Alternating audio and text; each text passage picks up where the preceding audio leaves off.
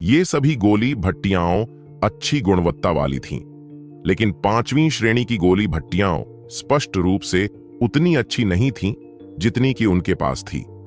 आखिरकार सांझी ने केवल सबसे अच्छे का ही इस्तेमाल किया।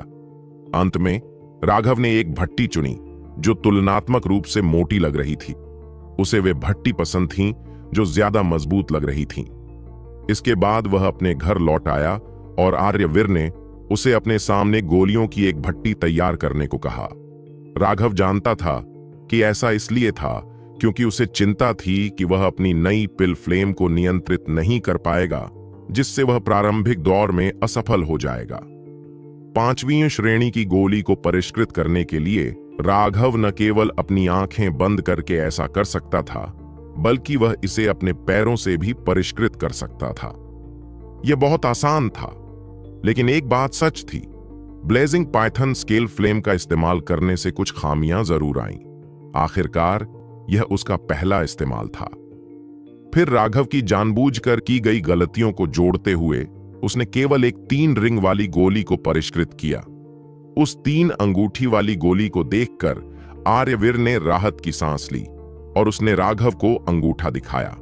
उसे मानना पड़ा कि राघव प्रतिभाशाली लोगों में एक प्रतिभाशाली व्यक्ति था। उसने देखा कि राघव को धधकते अजगर स्केल लॉ की आदत नहीं थी। लॉ के तापमान में परिवर्तन होने पर कुछ खामियां थीं, लेकिन राघव अपनी शक्तिशाली आत्मा ऊर्जा का उपयोग करके उन खामियों को कम कर सकता था। इसके अलावा राघव ने कहा कि यह पहली बार था जब वह गोलियों को परिष्कृत करने के लिए इसका इस्तेमाल कर रहा था। अगर वह उससे परिचित नहीं होता तो उसे लगता कि वह झूठ बोल रहा है। पहली बार बीस्ट फ्लेम का उपयोग करते समय कई शोधन में असफल होना बहुत आम बात थी। यह तथ्य कि राघव अपनी पहली बार में सफल हो सकता था और यहां तक कि 3 रिंग वाली गोली को भी परिष्कृत कर सकता था, पहले से ही आश्चर्यजनक था। राघव, मैं इन दिनों तुम्हें परेशान नहीं करूंगा। गोलियों को परिष्कृत करके अपने जानवर की लॉ से परिचित हो जाओ। जब तक तुम प्रारंभिक चरण में 3 रिंग वाली गोली को परिष्कृत कर सकते हो, तुम निश्चित रूप से पास हो जाओगे, आर्यवीर ने जाने से पहले कहा। उसके जाने के बाद राघव ने बाकी औषधीय सामग्री का इस्तेमाल कुछ गोलियों को परिष्कृत करने के लिए किया। ब्लेजिंग पाइथन स्केल फ्लेम से खुद को परिचित करने के बाद उसने और समय बर्बाद नहीं किया। उसने बची हुई औषधीय सामग्री को देखा। अभी अभी उसने आर्यवीर से चतुराई से कहा था कि वह 5वीं श्रेणी की गोली के फार्मूले से परिचित है, लेकिन उसने उन्हें परिष्कृत नहीं किया है। वह गोदाम में घुसकर कुछ औषधीय सामग्री निकालना चाहता था। बेशक सच्चाई यह थी कि वह ज्ञानोदय पैलेस गोली की सामग्री की तलाश करना चाहता था, लेकिन आर्यवीर बहुत अच्छा था और उसने सीधे उसे 5वीं श्रेणी की गोली के फार्मूले का ढेर और उनकी सामग्री का एक स्थानिक छल्ला दे दिया। इसके अलावा उसने कहा कि पिछले वर्षों के अनुसार प्रारंभिक कठिन नहीं थे, इसलिए स्टोर हाउस में जाने का मामला केवल प्रारंभिक के बाद ही इंतजार कर सकता था। राघव ने देखा कि आर्यवीर ने उस पर पूरा भरोसा किया, जिससे वह बहुत प्रभावित हुआ। सच में राघव के रूप में उसकी पहचान में कई छेद थे और उसकी कीमिया कला के बारे में कई सवाल पूछे जा सकते थे। एक पिल मास्टर जो कुछ यादृच्छिक पहाड़ों में रहता था, उसे उसकी कीमिया कैसे सिखा सकता था? राघव ने पहले से ही यह सब समझाने के कई तरीके सोच रखे थे, लेकिन आर्यवीर ने उससे ये सवाल भी नहीं पूछे थे। यह स्पष्ट था कि उसे अपनी आंखों पर भरोसा था, चाहे इसलिए कि उसे भरोसा था कि उसने उसे गलत नहीं समझा था, या फिर उसे पिल टॉवर की ताकत पर पूरा भरोसा था और कोई भी उन्हें धोखा नहीं दे सकता था। राघव पर अभी भी उसका कर्ज था। ठीक है, आपके भरोसे की वजह से मैं हुओ परिवार से छुटकारा पाने में आपकी मदद करूंगा। क्या यह मेरा मूल लक्ष्य नहीं था? क्या यह थोड़ा ज्यादा बेशर्मी है? राघव को थोड़ा दोषी महसूस हुआ, लेकिन फिर उसने सोचा कि तीनों परिवार पानी और आग की तरह कैसे थे। इसे सहयोग के रूप में गिना जा सकता है। उन्हें धोखा देने के बारे में उसका अपराध बोध भी गायब हो गया। मुख्य बात यह थी कि उन्हें हुओ परिवार को खत्म करने में मदद करनी थी। 5 दिन बीत गए। प्रारंभिक दौर का स्थान वही था जो पहले दौर का था, लेकिन वहां एक बड़ा मंच था जो बैठे हुए लोगों से भरा हुआ था। ये लोग हुओ, फेंक और चाई परिवारों के विशेषज्ञ थे। वे सम्माननीय अतिथि के रूप में आए थे। आखिरकार वे पिल टॉवर के स्वामी थे, लेकिन निष्पक्षता के लिए वे पिल सम्राट प्रतियोगिता के प्रभारी नहीं थे। ये सम्मानित अतिथि तीनों परिवारों के मुख्य सदस्य थे। तीनों परिवारों के मुखिया भी आए थे। हुओ परिवार का मुखिया एक चौकोर चेहरे वाला बुजुर्ग था, जिसकी मोटी तलवार जैसी भौहें थीं। वह काफी प्रभावशाली दिखाई दे रहा था। उसका नाम समुद्रसेन था। वह सांझी का परदादा भी था। उसकी साधना का आधार समुद्र विस्तार के चरम पर था और वह एक गोली पूर्वज भी था। ऐसा कहा जाता था कि वह 7वीं श्रेणी की औषधीय गोलियों को परिष्कृत कर सकता था, लेकिन क्योंकि वह 7वीं श्रेणी की गोलियों को परिष्कृत नहीं कर सकता था, इसलिए उसे आदरणीय नहीं कहा जा सकता था। पिल अप्रेंटिस, पिल एडेप्ट, पिल मास्टर, पिल किंग, पिल सम्राट, पिल पूर्वज, पिल वेनरेट, पिल सेंट, पिल भगवान, ये कीमियागर रैंक 1 से 9वीं टियर की गोलियों के अनुरूप थे। रैंक बेहद स्पष्ट थे। इन कीमियागर स्तरों का खेती के आधार से कोई संबंध नहीं था। खेती का आधार सिर्फ एक सहायता थी। एक समुद्री विस्तार कीमियागर हमेशा के लिए एक गोली मास्टर बन जाएगा अगर वे केवल तीसरे स्तर की गोलियों को परिष्कृत करने में सक्षम थे। हालांकि ऐसे लोग बहुत पहले ही अपनी कीमियागर की स्थिति को त्याग कर मार्शल कलाकार बन गए होते, अन्यथा यह बहुत शर्मनाक होता। समुद्रसेन के बगल में एक दुबला पतला बुजुर्ग था। वह भी एक दिवंगत समुद्री विस्तार विशेषज्ञ था। यह फेंक परिवार का मुखिया था, हितेश। और हितेश के बगल में एक गंजा बुजुर्ग चाई परिवार का मुखिया सौरभ था, जो समुद्र विस्तार विशेषज्ञ भी था। पिछली गोली सम्राट प्रतियोगिताओं में मेरा हुओ परिवार हमेशा शीर्ष 10 स्थानों में से 7 या 8 स्थान लेता था, जबकि शीर्ष 3 हमेशा हमारे होते थे। हे कितना उबाऊ है। हमें कोई प्रतिद्वंद्वी भी नहीं मिल सकता। इस दुनिया में मजबूत का सम्मान किया जाता है, जबकि कमजोर को पीछे हटना पड़ता है। यह एक अनूठा चलन है जिसे उलटा नहीं किया जा सकता है। आप दोनों उस सिद्धांत के बारे में क्या सोचते हैं? समुद्रसेन ने पूछा। वर्तमान में फेंक, चाई और हुओ परिवारों के संघर्ष पहले से ही खुले हो चुके थे। वे पहले से ही ऐसे शत्रुतापूर्ण शब्द कहने के आदी थे। हे स्वर्गीय दाउस को समझना कठिन है। यह कहना असंभव है कि कोई भी प्रवृत्ति अप्रतिरोध्य है। वास्तव में जिसके बारे में बात करते हुए ऐसा लगता है कि पिछले कुछ दिनों में संकेत दिखाई नहीं दिया है। ऐसा नहीं हो सकता कि वह अपने चरम पर कट गया हो, सौरभ ने कहा। उसकी आंखें समुद्रसेन पर टिकी हुई थीं। यह संकेत सांझी के पिता और हुओ परिवार के विशेषज्ञों में से एक थे। चाहे वह साधना, आधार या कीमिया के संदर्भ में हो, वह उनके शीर्ष लोगों में से एक था। हम चिंता मत करो, संकेत ठीक है, समुद्रसेन ने कहा, लेकिन उसके शब्द स्पष्ट रूप से थोड़े अस्वाभाविक थे। यह बात दूसरे 2 परिवार के मुखियाओं की नजरों से कैसे बच सकती थी? सौरभ ने कहा, मैंने सुना है कि आपके हुओ परिवार के लिए और भी मुसीबतें आ गई हैं। ऐसा लगता है कि ज्वांतियान दाओ संप्रदाय आपसे मिलने आया था। मुझे आश्चर्य है कि क्या वे आपको कोई उपहार भेज रहे थे या वे आपके द्वारा किए गए किसी रिश्वत के बारे में पूछ रहे थे? समुद्रसेन का चेहरा उदास हो गया। सौरभ, ऐसी कोई बात नहीं थी। दूसरों को सुनाने के लिए अपना झूठ मत फैलाओ। हाँ, ये तो बस एक मजाक था। भाई समुद्रसेन, नाराज मत होइए। सौरभ ने हितेश की तरफ देखा। उन दोनों को हुओ परिवार की मौजूदा समस्याओं के बारे में कुछ सुराग मिल गए थे। वे पहले से ही पुराने विरोधी थे और चीजों को पूरी तरह से गुप्त रखने का कोई तरीका नहीं था। फिर भी सुराग मिलना संभव था। यह विशेष रूप से सच था क्योंकि अराजकता क्षेत्र के साथ मामला पूरी तरह से उड़ा दिया गया था।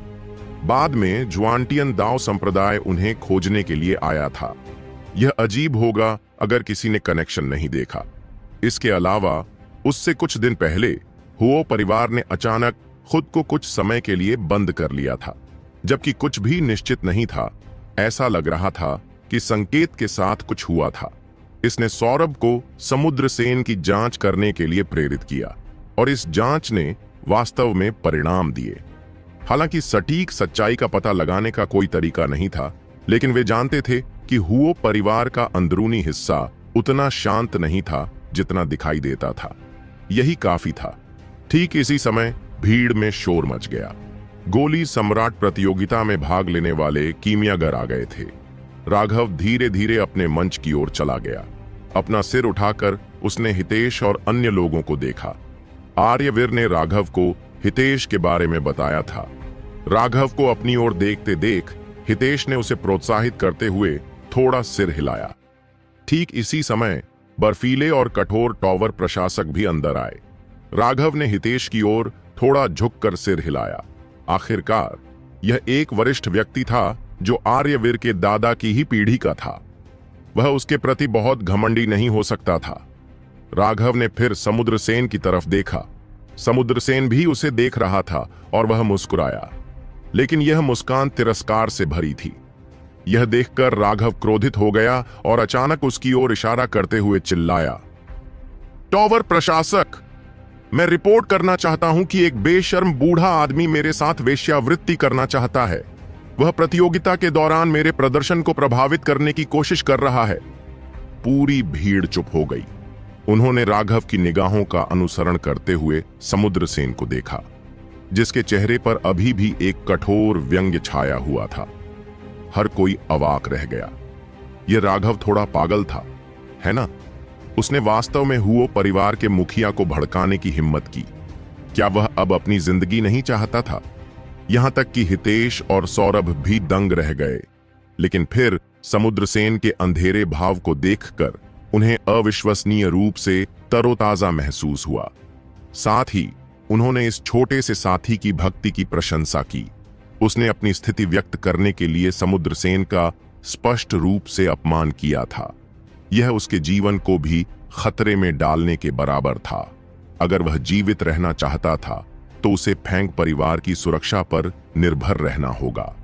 यह राघव का एक शानदार कदम था जिसने तुरंत ही फेंग परिवार का विश्वास जीत लिया।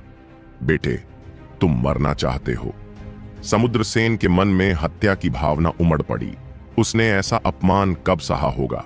अखाड़े में चीखना चिल्लाना मना है, लेकिन वह जानबूझकर मुझे परेशान करने की कोशिश कर रहा है। यह उचित नहीं है, राघव चिल्लाया। इस प्रतियोगिता में भाग लेने वालों को पिल टॉवर के नियमों का पालन करना होगा। जब तक बाहर के लोग आपको गाली नहीं देते और चिल्लाते नहीं हैं, तब तक कुछ भी करने की अनुमति है। यदि आपके पास इतना भी शांत स्तर नहीं है, तो आप एक शक्तिशाली कीमियागर बनने की उम्मीद कैसे कर सकते हैं? आप राघव हैं। चूंकि आप एक असभ्य भूमि से आए हैं और नियमों को नहीं समझते हैं, इसलिए मैं आपको इस बार केवल चेतावनी दूंगा। अगली बार मैं आपको तुरंत निष्कासित कर दूंगा, टॉवर व्यवस्थापक ने कहा। आर्यवीर और प्रतीक के हाथ पहले से ही ठंडे पसीने की परत से ढके हुए थे। जब उन्होंने देखा कि टावर प्रशासक उन्हें बाहर नहीं निकालेगा, तभी उन्होंने राहत की सांस ली। लेकिन तथ्य यह है कि राघव ने इस तरह से समुद्रसेन का अपमान करने की हिम्मत की, जिससे उन्हें राघव की हिम्मत की प्रशंसा हुई, साथ ही फेंक परिवार के प्रति उनकी वफादारी की भी। राघव मन ही मन हंसा। यही तो उसने सोचा था। टावर प्रशासक सिर्फ प्रतियोगिता की निगरानी का काम करता था। उसे किसी और चीज की परवाह नहीं थी, न ही उसे किसी को मुंह दिखाना था। नतीजतन उसकी ओर से एक छोटी सी चूक सिर्फ चेतावनी बन गई, भले ही उसने कुछ भी किया हो। हालांकि यह थोड़ा खतरनाक था, लेकिन इस एक अपमान ने उसे फेंक और चाई परिवारों का पूर्ण विश्वास दिला दिया था। इसलिए यह जुआ निश्चित रूप से इसके लायक था। मैं चिल्ला नहीं सकता, ठीक है। अचानक सबके सामने राघव ने समुद्रसेन की ओर अपनी मुट्ठी उठाई। एक लंबी मध्यमा उंगली उठी हुई थी। अपने परिवार के मुखिया होने और प्रतिष्ठित स्थिति होने के बावजूद हितेश और सौरभ हंसने से खुद को रोक नहीं सके। समुद्रसेन के रोंगटे खड़े हो गए। उसके अंदर से हत्या की भावना फूट पड़ी, लेकिन उसने कुछ भी कहने की हिम्मत नहीं की। अगर उसने सीधे राघव से कुछ भी कहा तो उसे टॉवर प्रशासक द्वारा फटकार लगाई जाएगी और यह और भी शर्मनाक होगा। यहां तक कि पिल वैली में भी विभिन्न भूमियों की प्रतियोगिताओं के प्रभारी कर्मचारी शक्तिशाली सदस्य थे। यहां तक कि हुओ परिवार भी उनका कुछ नहीं कर पाया। टावर प्रशासक पूरी तरह से निष्पक्ष था, इसलिए इस तथ्य के बावजूद कि हुओ परिवार पिल टॉवर में बेजोड़ था और यहां तक कि पिल वैली में भी उसके संबंध थे, उसने इस टॉवर प्रशासक को अपमानित करने की हिम्मत नहीं की, जिसका साधना आधार उसके अपने से भी कम था। वह केवल अपने गुस्से को निगल सकता था। लेकिन हितेश और सौरभ की हंसी राघव के अपमानजनक मुद्रा से भी अधिक सहन करना कठिन था। एक छोटा व्यक्ति केवल एक पल के लिए सफलता का आनंद लेगा। हम देखेंगे कि आखिर में किसकी हंसी निकलती है, समुद्रसेन ने ठंडे स्वर में कहा। लेकिन बाकी दो ने कोई जवाब नहीं दिया, वे बस मुस्कुरा दिए। उस शब्दहीन जवाबी हमले ने उसे और भी क्रोधित कर दिया। इसी का परीक्षण किया जा रहा है। टॉवर प्रशासक ने अपना हाथ हिलाया और राघव ने देखा कि उसके मंच पर शब्दों का एक बड़ा ब्लॉक दिखाई दिया। यह एक गोली का फार्मूला था, रक्त आत्मा विलय की गोली। राघव थोड़ा चौंका। यह एक उपेक्षित किस्म की औषधीय गोली थी। इसका इस्तेमाल आमतौर पर आत्मा साधक अपने रक्त को पोषण देने और अपनी आत्मा को शांत करने के लिए करते थे। यह एक उच्च स्तरीय आत्मा पोषण गोली थी। 5वीं श्रेणी की गोलियों में इसकी शोधन कठिनाई मध्यम थी। आर्यवीर ने उसे बताया था कि पिछले वर्षों में प्रारंभिक परीक्षणों में कम 5वीं श्रेणी की गोलियों का परीक्षण किया गया था। यह सोचते हुए राघव ने जानबूझकर अपनी अभिव्यक्ति को थोड़ा बदसूरत बना दिया। उसकी आंखों में घबराहट के निशान दिखाई दिए। अरे राघव को क्या हो गया है? वह रक्त आत्मा विलय की गोली उसके लिए बहुत मुश्किल नहीं होगी, सौरभ ने कहा। शायद वास्तव में कोई समस्या है। आर्यवीर के अनुसार यह राघव कुछ पिछड़े पहाड़ों में बड़ा हुआ है। कई उच्च स्तरीय गोली के फार्मूले हैं जिन्हें उसने केवल देखा है, लेकिन व्यक्तिगत रूप से परिष्कृत नहीं किया है। आर्यवीर ने उसे अभ्यास करने के लिए कई गोली के फार्मूले और औषधीय गोलियां दी, लेकिन वे सभी कम 5वीं श्रेणी की गोलियां थीं जिन्हें परिष्कृत करना आसान है। ऐसा लगता है कि राघव ने इस तरह की गोली को परिष्कृत नहीं किया है और बहुत संभावना है कि कुछ सामग्री ऐसी हैं जिन्हें वह नहीं पहचानता है, हितेश ने गंभीरता से कहा। एक कीमियागर के रूप में यदि आप किसी प्रकार की गोली को परिष्कृत करना चाहते हैं तो पहली चीज जो आपको चाहिए वह है उसका सूत्र। लेकिन फिर आपको औषधीय अवयवों के सभी गुणों को भी जानना होगा। आपको यह जानना होगा कि आपको पहले किन चीजों को परिष्कृत करना चाहिए और किस क्रम में उन्हें परिष्कृत करना चाहिए। यदि आपके अनुक्रम में कोई समस्या थी तो यह परेशानी भरा होगा। इसके अलावा प्रत्येक औषधीय घटक के गुण अलग अलग थे और उन्हें परिष्कृत करने के लिए अलग अलग स्तर की गर्मी की आवश्यकता होती थी। यदि आप उन चीजों को नहीं जानते तो आप अंधेरे में टटोलने वाले अंधे व्यक्ति की तरह होंगे। अनुभवहीन लोग वास्तव में इतने भरोसेमंद नहीं हैं। उस बच्चे आर्यवीर में अभी भी कमी है, हितेश ने आह भरी। अगर आर्यवीर को पता था कि राघव में ऐसी खामियां हैं तो उसे परिवार को सचेत करना चाहिए था। वे उसकी मदद के लिए लोगों को भेजते। अब यह परेशानी का सबब बन गया था। अपने मंच पर आर्यवीर और प्रतीक ने भी राघव की अभिव्यक्ति देखी और वे तुरंत समझ गए कि क्या हो रहा था। वे चिंतित महसूस करने में मदद नहीं कर सके, लेकिन अब चिंतित होने का कोई फायदा नहीं था। यह शुरुआती दौर नहीं था। वे बात नहीं कर सकते थे और इसलिए वे केवल राघव के भाग्यशाली होने की उम्मीद कर सकते थे। टॉवर प्रशासक ने ठंडे स्वर में चिल्लाते हुए कहा, इस परीक्षण की सामग्री रक्त आत्मा विलय गोली है। प्रत्येक व्यक्ति के पास औषधीय सामग्री के 3 सेट हैं और आपके पास इसे परिष्कृत करने के लिए 6 घंटे हैं। जब तक आप 3 रिंग रक्त आत्मा विलय गोली को परिष्कृत कर सकते हैं, आप पास हो जाएंगे। जो लोग ऐसा करने में सक्षम नहीं हैं, उन्हें सीधे बाहर कर दिया जाएगा। समय अब शुरू होता है। सभी प्रतिभागियों ने जल्दी से अपनी भट्टियों को गर्म करना और गोलियों को परिष्कृत करना शुरू कर दिया। रक्त आत्मा विलय की गोली एक छोटी चुनौती नहीं थी। इस गोली को परिष्कृत करते समय विफलता की बहुत अधिक संभावना थी। इस गोली को परिष्कृत करते समय विफलता की बहुत अधिक संभावना थी। इसके अलावा अनगिनत दर्शक और यहां तक कि कीमिया के वरिष्ठ लोग भी इसे देख रहे थे। इससे उन पर बहुत दबाव पड़ा। यह सौभाग्य की बात थी कि उन्होंने प्रारंभिक दौर में ही यहां शोधन का अभ्यास कर लिया था। अन्यथा असफलता की संभावना और भी अधिक होती। सच में यह रक्त आत्मा विलय की गोली राघव के लिए कुछ भी नहीं थी, लेकिन उसे कार्रवाई करनी थी। उसने कई औषधीय अवयवों की सावधानी पूर्वक जांच की, जैसे कि उसने उन्हें कभी देखा ही न हो। उनके गुणों का मूल्यांकन करने की कोशिश कर रहा था। फिर उसने एक एक करके उन्हें पाउडर में बदलना शुरू कर दिया। इसके अलावा उसे ऐसा व्यवहार करना था जैसे कि वह इस प्रक्रिया से बहुत परिचित नहीं है। यह उसके लिए थोड़ा मुश्किल था, लेकिन वह बिल्कुल पेशेवर था। हर विवरण, हर गलती जो उसने की, एक अत्यंत सावधानीपूर्वक दृश्य को प्रस्तुत करती थी, जो यह साबित करने के लिए पर्याप्त थी कि वह एक नौसिखिया था। यह राघव वही जीनियस है जिसे तुमने रोका था। हा हा हा। अब समुद्र सेन की बारी थी। राघव को ब्लड सोल मर्जिंग पिल में कुछ मुख्य तत्व भी नहीं पता थे। वह एक पूर्ण शौकिया था जिसके पास कीमिया का कोई आधार नहीं था। जैसे ही राघव जल्दी जल्दी सामग्री को परिष्कृत कर रहा था, तेजी से काम करने वालों ने पहले ही अपने कढ़ाई को सील कर दिया था। धमाका! अचानक कीमियागरों में से एक परेशान हो गया। एक छोटी सी गलती के कारण उसकी गोली भट्टी की सामग्री राख में बदल गई थी। उसने जल्दी से खुद को शांत किया और फिर से अभ्यास करना शुरू कर दिया। इस तरह की गलती नहीं होनी चाहिए थी, लेकिन वह एकांत कमरे में अभ्यास करने का आदी था। अब जब यह इस अराजक माहौल में बदल गया था, तो उसके लिए पूरी तरह से ध्यान केंद्रित करना मुश्किल था। टकराना, जैसा कि अपेक्षित था, पहले व्यक्ति की विफलता के बाद दो अन्य लोगों ने तुरंत उसका अनुसरण किया। यदि ऐसा नहीं था कि उनकी गोली की लौ का तापमान बढ़ गया था, तो यह था कि उनकी आध्यात्मिक शक्ति एक पल के लिए फीकी पड़ गई थी, जिससे गोली जम गई थी। गोली जमने का मतलब है जब औषधीय तत्वों को तरल में परिष्कृत किया गया था, लेकिन लौ में अचानक कमजोर पड़ने से उन्हें सही समय से पहले जमने का कारण बना। तरल जम जाएगा और फिर इसे परिष्कृत करना जारी रखने का कोई तरीका नहीं था। गोली के संघनित होने से पहले सभी अवयवों के सार को तरल रूप में बनाए रखना था।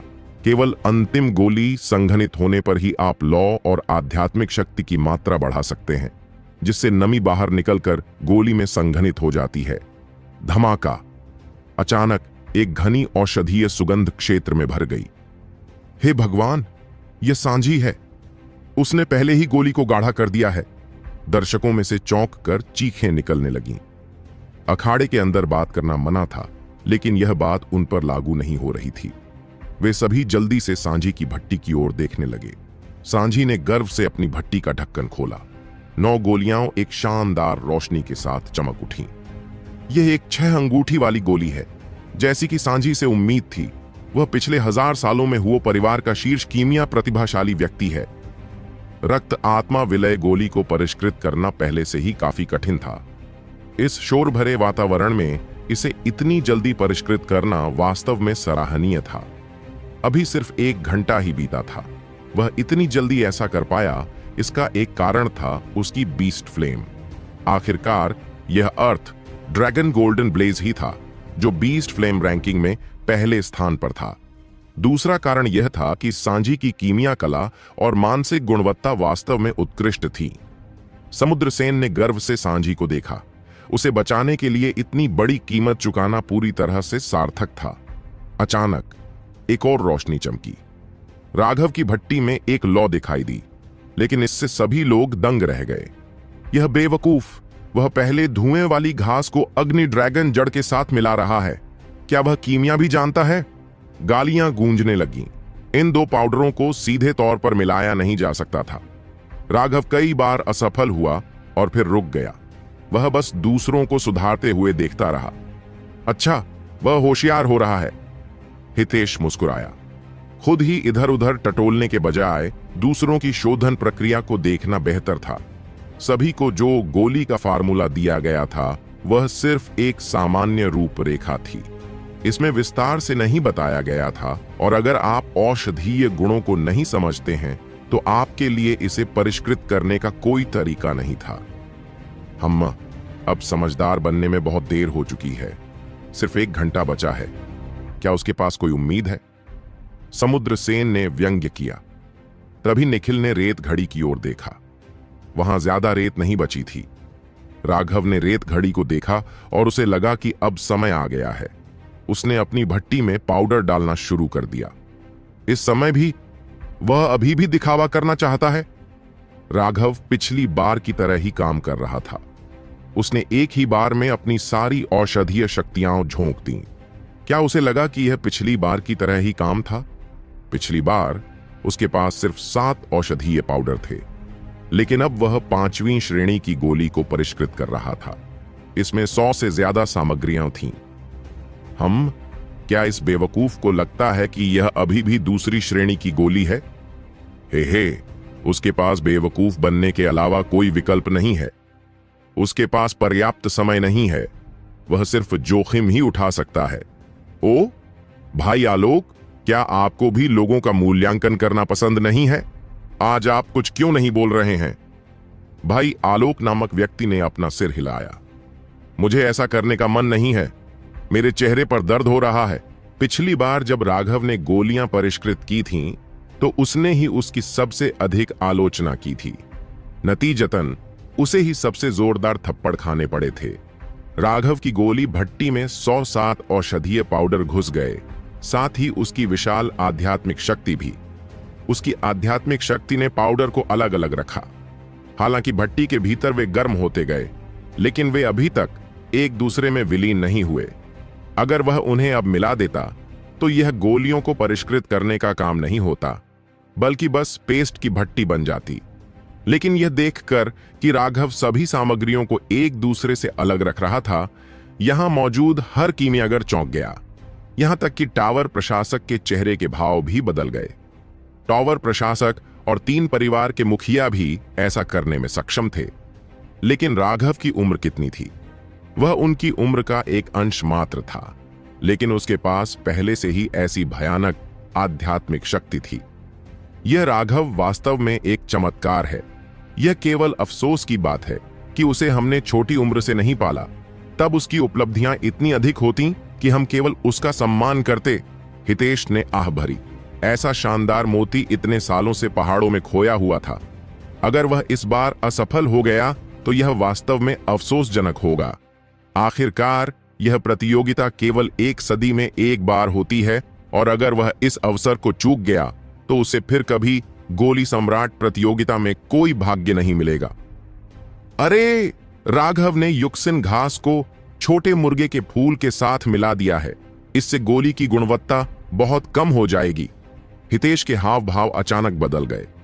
हालांकि राघव अभी भी गोली को परिष्कृत करने में सक्षम होगा, लेकिन इससे गुणवत्ता में गिरावट आएगी। 3 रिंग तो दूर, 1 रिंग भी बनाना मुश्किल होगा। सौरभ और हितेश दोनों ही बहुत क्रोधित थे। उन्होंने खुद को दोषी ठहराया कि उन्होंने राघव पर पर्याप्त ध्यान नहीं दिया और शुरुआती दौर को महत्वपूर्ण नहीं माना। इस एक गलती ने पूरी विफलता का कारण बना। वर्तमान में बाकी सभी लोग पहले ही रिफाइनिंग पूरी कर चुके थे। 90% लोग सफल हो चुके थे। कुछ ऐसे भी थे जो मानसिक रूप से इतने मजबूत नहीं थे कि ऐसे माहौल में रिफाइनिंग कर सकें और विनिर्देशों को पूरा करने में असफल रहे। अभी भी आधी अगरबत्ती के बराबर समय है। क्या आपको लगता है कि राघव इसे बना पाएगा? किसी भी तरह। मैं पूरी तरह से आश्वस्त हूं। भले ही वह असफल हो जाए, लेकिन यह भयानक आध्यात्मिक शक्ति ऐसी चीज है जिसे मैं कभी हासिल करने की उम्मीद नहीं कर सकता। यह बहुत ही असामान्य है। राघव की आध्यात्मिक शक्ति के सामने अनगिनत लोगों को हार माननी पड़ी। इसमें कोई अगर नहीं है। उसे निश्चित रूप से बाहर कर दिया जाएगा। युक्सिन घास और छोटे पक्षी के फूल के विलय ने सुनिश्चित किया कि वह असफल होगा। वह औषधीय तत्वों को भी नहीं पहचानता। वह असफल होने के योग्य है। सिर्फ दिखावा करने का क्या मतलब है? ऐसे लोग भी थे जो तीव्र ईर्ष्या महसूस करते थे। भाड़ में जाओ। अगर तुम्हारे पास ऐसी भयानक आत्मा ऊर्जा होती तो तुम भी दिखावा कर सकते थे, लेकिन अगर तुम्हारे पास वह क्षमता नहीं है तो बेतरतीब ढंग से हर जगह बकवास मत करो। बिल्कुल, आपके पास कोई योग्यता नहीं है और आप किसी को भी आपसे ज्यादा कौशल वाला नहीं देखना चाहते। आपका दिल कितना काला है। अपने पूरे जीवन में आप केवल एक कमजोर पिल किंग ही बन पाएंगे। किसी ने उसकी पहचान का बिल्ला देखकर उपहास किया। वह व्यक्ति क्रोधित था, लेकिन उसके खिलाफ बहुत सारे लोग थे। इसके अलावा वे पिल सम्राट थे और उसके पास वहां से खिसकने के अलावा कोई विकल्प नहीं था। उसके पास वहां से खिसकने के अलावा कोई विकल्प नहीं था, क्योंकि उसे डर था कि दूसरे लोग उसे याद रखेंगे। अगर भविष्य में उन्होंने उसका जीना मुश्किल कर दिया तो वह बर्बाद हो जाएगा। गोली की खुशबू आ गई है। राघव की भट्टी से खुशबू का एक झोंका आया। ऐसा तब हुआ जब भट्टी में नमी को बाहर निकाला जा रहा था, लेकिन आर्यवीर और प्रतीक इस बात से जरा भी उत्साहित नहीं थे। इसके बजाय वे दुखी थे। किसने सोचा होगा कि इस बार प्रारंभिक चरण इतने कठिन होंगे। आर्यवीर ने राघव के लिए जो औषधीय तत्व और गोलियां छोड़ी थीं, वे वास्तव में बेकार थीं। राघव ने महसूस किया कि भट्टी में औषधीय ऊर्जा एक गोली का रूप लेने वाली थी और उसने अंदर ही अंदर आह भरी। अब केवल दिखावा करने का समय है।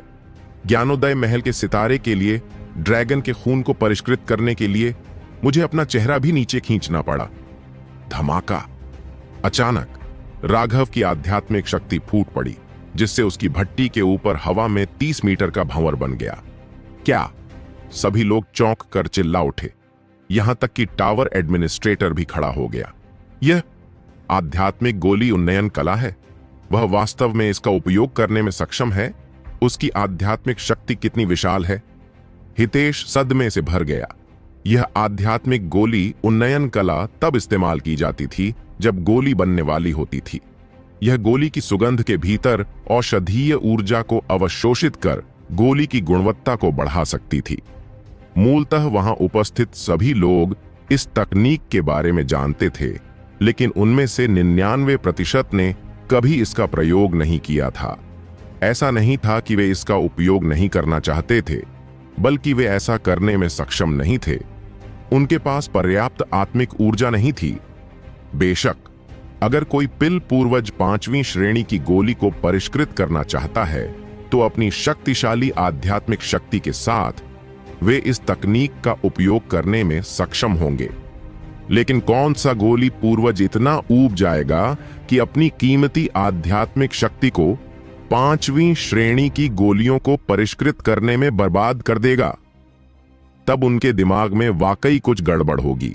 गोली पूर्वजों ने 6ठी श्रेणी की गोलियों को परिष्कृत किया और इससे आध्यात्मिक शक्ति का एक बड़ा हिस्सा समाप्त हो गया। उनके पास इस आध्यात्मिक गोली उन्नयन कला का उपयोग करने के लिए पर्याप्त नहीं बचा था। तो यह आध्यात्मिक गोली उन्नयन कला कुछ ऐसी थी जिसे यहां हर कोई जानता था कि कैसे उपयोग करना है, लेकिन वे कभी भी ऐसी बेकार तकनीक का उपयोग नहीं करेंगे। सिद्धांत बहुत सरल थे, लेकिन इसके पीछे कोई व्यावहारिक मूल्य नहीं था। यह तथ्य कि राघव इस तकनीक का उपयोग करना जानता था, चौंकाने वाला नहीं था। चौंकाने वाली बात यह थी कि उसके पास असीम आध्यात्मिक शक्ति थी। यहां तक कि वहां उपस्थित अनेक प्राचीन वरिष्ठ व्यक्तियों ने भी कभी किसी ऐसे व्यक्ति को नहीं देखा था जिसके पास इतनी विशाल आध्यात्मिक शक्ति थी। कीमियागर आध्यात्मिक शक्ति की गुणवत्ता को अधिक महत्व देते थे। पंजीकरण में वे केवल गुणवत्ता का परीक्षण करते थे।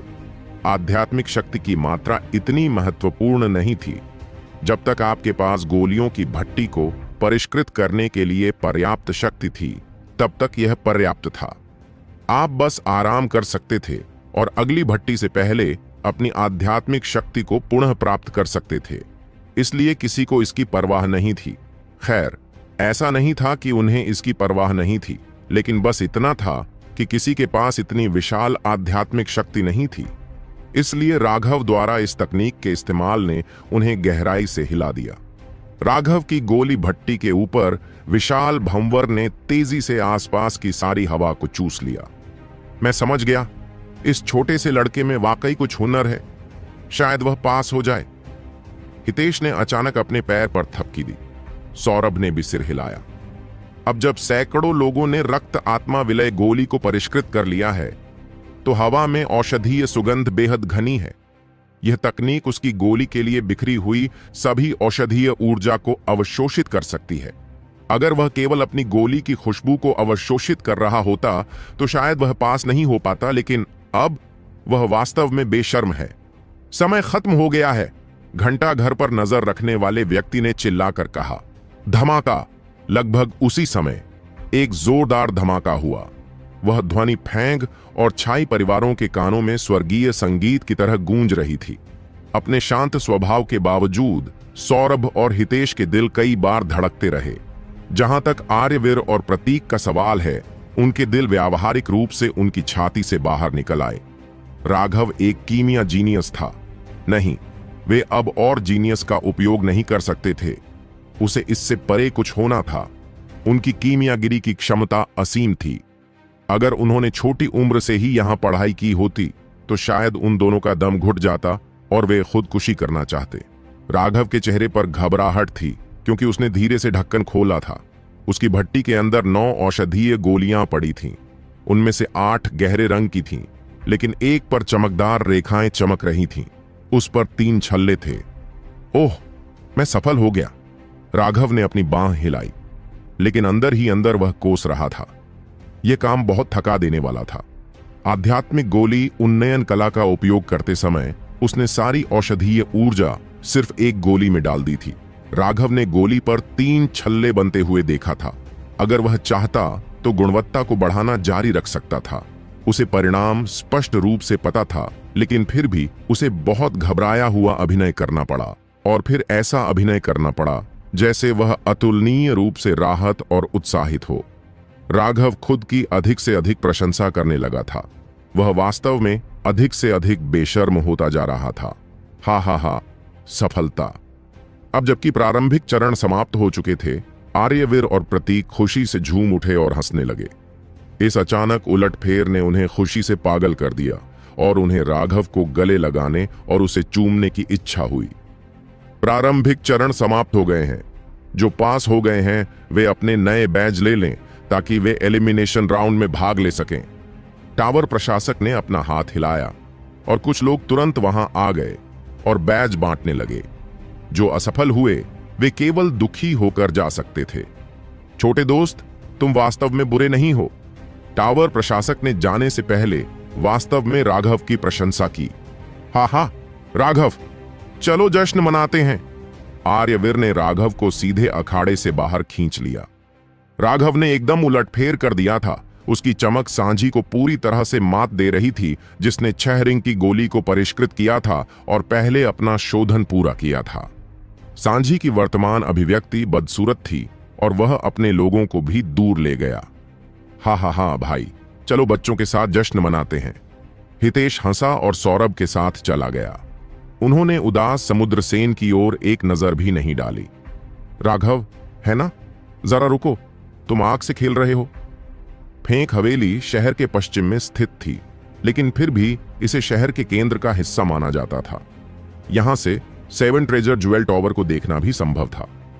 वर्तमान में फैंग हवेली के भीतर एक जीवंत उत्सव चल रहा था, क्योंकि फैंग परिवार सभी के सुचारू रूप से प्रारंभिक परीक्षा उत्तीर्ण करने का जश्न मना रहा था।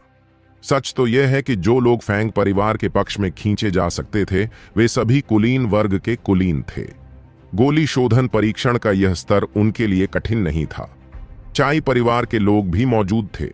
दोनों परिवारों के बीच संबंध अच्छे थे, इसलिए उन्होंने साथ मिलकर जश्न मनाने का फैसला किया। यहां तक कि दोनों परिवारों के मुखिया भी व्यक्तिगत रूप से उपस्थित हुए, जिससे उत्सव और भी जीवंत हो गया। अच्छा काम किया राघव। हितेश ने राघव के कंधे थपथपाए। यह प्रशंसा राघव की प्रतिभा की नहीं, बल्कि आज के उसके प्रदर्शन की थी। यह उसके चरित्र की थी। सबके सामने उसने समुद्रसेन का अपमान करने की हिम्मत की थी। अपने जीवन को फेंक परिवार के अस्तित्व से जोड़ते हुए अपनी पूर्ण निष्ठा व्यक्त की थी। वर्तमान में यह अभी भी स्पष्ट नहीं था कि कौन सा परिवार अंतिम विजेता होगा। तथ्य यह है कि उसने ऐसा करने की हिम्मत की। वास्तव में साहस था। आप बहुत विनम्र हैं। हितेश और सौरभ ने मुझे अपने संरक्षण की कृपा दी है। अगर वे न होते तो मैं कैसे जानवर की लौ प्राप्त कर पाता और यह परीक्षा पास कर पाता। मैं भले ही गरीब परिवार से हूं, लेकिन मेरा हमेशा से मानना रहा है कि हर इंसान को 1000 बार कृतज्ञता चुकाना आना चाहिए, राघव ने कहा। राघव के मन में वास्तव में फेंग और छाई परिवारों के प्रति कोई अच्छी भावना नहीं थी, लेकिन आर्यवीर और प्रतीक उसे पसंद थे। कुलीन शिष्य होने के बावजूद वे उसे सांझी की तरह घृणित भावना नहीं देते थे। सबसे महत्वपूर्ण बात यह है कि राघव को उनका इस्तेमाल करने पर अपराध बोध हो रहा था। उसे यह भावना पसंद नहीं थी, इसलिए उसे हुओ परिवार को संभालने में उनकी मदद करनी पड़ी। ठीक कहा, जो व्यक्ति प्यास लगने पर आपको पानी पिलाता है उसे भुलाया नहीं जा सकता। आजकल अधिकांश लोग इस तरह के विश्वासघात से भरे हुए हैं कि वे हवा के बदलने की तरह पक्ष बदलते हैं। अब किसी के पास इतना शुद्ध हृदय होना दुर्लभ है। आओ इस बूढ़े व्यक्ति के साथ पानी पीने के लिए चलो। जिस बात ने सभी को चौंका दिया वह यह थी कि हितेश ने वास्तव में राघव को टोस्ट करने की पहल की थी। यह किस स्तर का सम्मान था। फेंक और चाई परिवारों का पक्ष लेने वाले सभी कीमियागरों को गहरी ईर्ष्या महसूस हुई, लेकिन इसके अलावा कोई रास्ता भी नहीं था। अपना ड्रिंक खत्म करने के बाद हितेश ने कहा, राघव, आपकी प्रतिभा के बारे में कुछ भी बताने की जरूरत नहीं है। मैंने कभी किसी ऐसे व्यक्ति को नहीं देखा जिसके पास इतनी विशाल आध्यात्मिक शक्ति हो, लेकिन एक अच्छे ब्लेड को कठोर बनाने की जरूरत होती है। चाहे आपकी प्रतिभा कितनी भी ऊंची क्यों ना हो, आपको अभी भी उपलब्धियां हासिल करने के लिए कठोर प्रशिक्षण लेना होगा। अभी आपकी घातक कमजोरी यह है कि आपने पर्याप्त अध्ययन नहीं किया है। आपको कई औषधीय अवयवों के बारे में जानकारी की कमी है, जिससे आपके लिए अपनी विशाल आध्यात्मिक शक्ति का उपयोग करना मुश्किल हो रहा है। आज का दिन बेहद खतरनाक था, इसलिए आज से मैं आर्यवीर को आपके साथ औषधीय घटक भंडार में भेजूंगा। आप विभिन्न औषधीय अवयवों की पहचान करना सीखेंगे और विभिन्न गोली के फार्मूले के साथ अनुभव प्राप्त करेंगे। एलिमिनेशन राउंड तक अभी 1 महीना बाकी है। नियमों के अनुसार प्रारंभिक दौर सिर्फ एक शुरुआती दौर है।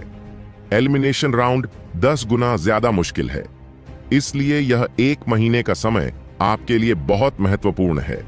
अगर आप एलिमिनेशन राउंड पास कर लेते हैं तो आपको फाइनल तक 1 और महीना मिलेगा। उस समय आप सांझी के साथ प्रतिस्पर्धा करेंगे। यह पिल सम्राट प्रतियोगिता केवल फेंक, चाई और हुओ परिवारों के लिए प्रतिस्पर्धा करने का मौका नहीं है। यह आपके लिए अपना भाग्य बदलने का भी मौका है। शीर्ष 10 को विशेष बैज दिए जाएंगे जो उन्हें बाद में पिल वैली में प्रवेश करने की अनुमति देंगे। शीर्ष 10 को भरपूर पुरस्कार दिए जाते हैं और शीर्ष 3 के लिए हे पिछले वर्षों के अनुसार पुरस्कार इतने अद्भुत थे कि मैं भी उनके लिए लालची हूं। हितेश हंसा। राघव के अलावा वहां मौजूद हर कोई जल्द से जल्द पिल वैली का शिष्य बनना चाहता था। पिल वैली कीमियागरों के लिए एक पवित्र भूमि थी। तो राघव, इस समय को गंभीरता से लो। मैं तुम्हें भंडार में बंद कर दूंगा और बिना आराम किए एक ठोस नींव रखूंगा। तुम्हें इससे कोई परेशानी नहीं है ना? हितेश ने पूछा। कोई समस्या नहीं। आपके संरक्षण के लिए बहुत बहुत धन्यवाद। राघव अतुलनीय रूप से उत्साहित था। यह अभिनय नहीं था। क्या उसने इतने समय पहले सिर्फ इसी अवसर के लिए काम नहीं किया था? वह आखिरकार औषधीय सामग्री भंडार में प्रवेश कर सकता था। राघव व्यावहारिक रूप से अपने सामने ज्ञानोदय महल की गोली देख सकता था। राघव को खुश देखकर हितेश ने सिर हिलाया। राघव सिर्फ वफादार ही नहीं था, वह मेहनती और चतुर भी था। वह जानता था कि यह अवसर दुर्लभ था। राघव का मूड अब बहुत अच्छा था और वह लगातार अपना प्याला आर्यवीर, प्रतीक और अन्य लोगों की ओर बढ़ाता रहा। जब आर्यवीर ने राघव से अपनी मुलाकात की कहानी सुनाई तो दोनों परिवारों के उच्च अधिकारी हंसी के आंसू रो पड़े। वे वास्तव में हुओ परिवार के लोगों को थप्पड़ मारने के कारण साथ आए थे। प्रतीक ने कुछ ज्यादा ही पी लिया था और उसकी जबान डीली पड़ गई थी। उसने अचानक कहा, छी, हुओ परिवार खुद को क्या समझता है? क्या वे सिर्फ गोलियां बेचने के प्रभारी नहीं हैं? वे घिनौने धोखेबाज। कौन जानता है कि उन्होंने कितना मुनाफा ठगा है? अब वे और भी ज्यादा घमंडी होते जा रहे हैं। वास्तव में मेरे चाई और फेंक परिवारों के क्षेत्र की ओर अपने हाथ बढ़ा रहे हैं। धिक्कार है। वे हमें पिल टॉवर से भी निकालना चाहते हैं। वे खुद को क्या समझते हैं? यह सुनकर उच्च अधिकारी दंग रह गए। सौरभ उसे डांटने ही वाले थे कि सबके सामने ऐसी बातें कहने से उन पर नकारात्मक प्रभाव पड़ेगा, लेकिन इससे पहले कि वह कुछ कह पाता, राघव ने अचानक कहा, बिल्कुल, ऊपर से नीचे तक हुओ परिवार में एक भी अच्छा व्यक्ति नहीं है। समुद्रसेन तो मेरे लिए वेश्यावृत्ति भी करना चाहता था। छी, लेकिन मेरी ऐसी पसंद नहीं है। सौरभ, अगर तुमने हुओ परिवार का सामना करने की हिम्मत की तो मैं, राघव, सबसे पहले हमला करूंगा। मैं तुम्हारे लिए उन कमीनों के समूह को नष्ट कर दूंगा। भाड़ में जाओ, इस बार मैं पूरी ट्रेनिंग करने जा रहा हूं। जब समय आएगा मैं पहला स्थान लूंगा और फिर एक बार जब मैं पिल वैली में पहुंच जाऊंगा तो हम उन्हें खत्म करने के लिए मिलकर काम करेंगे।